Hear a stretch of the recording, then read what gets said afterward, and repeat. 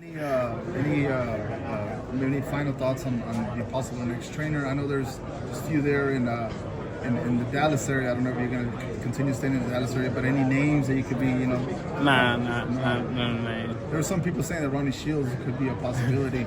Some people are saying that. Nah. I mean, he is in Houston, but nah, not right now. I ain't got nobody right now. You think about training outside of Texas, and maybe you go to like the East Coast, some of your roots, maybe like out in New York or. I don't know, man, but Frank fights Saturday. He absolutely does. Gervonta's a slow starter. Do you think he could afford to give up the first couple rounds to Frank Martin, like he normally does before he turns it on? I mean, I don't know, because everybody been saying that, so he might try to switch it up. But if he does start slow, then hey, that's good for Frank, and we'll win those early rounds.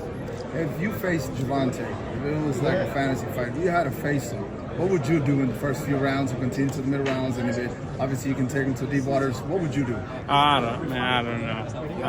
If it was a fifth, man, we'd all be drunk. What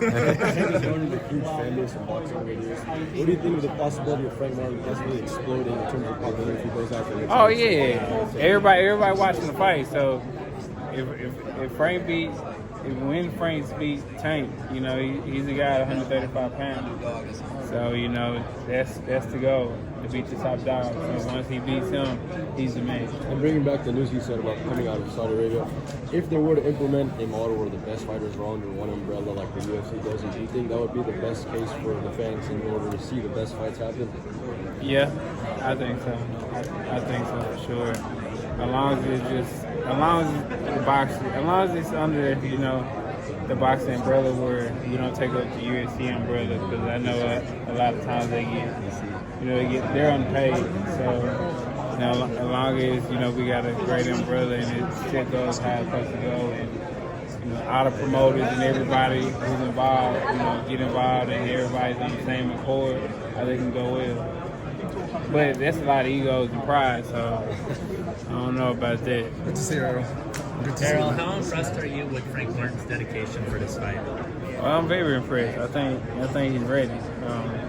I feel like this is a moment that he's been waiting for a long time. A lot of people criticize him for turning down for not fighting Shakur Stevenson, and people are waiting for man, he gave up his opportunity, but a bigger opportunity came in Tank.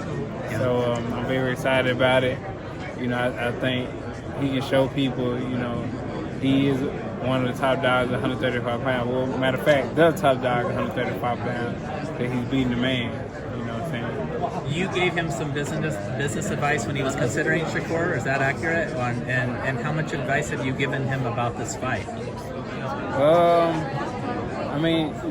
Frank, I give Frank out of credit. Frank is business savvy in himself, so he gave himself plenty of advice and listened to himself, and decided that it wasn't the right fight to take, and Tank fell in his lap. So I feel like this is a major blessing. I feel like he's gonna show everybody why he is the best 135 pounder in the world.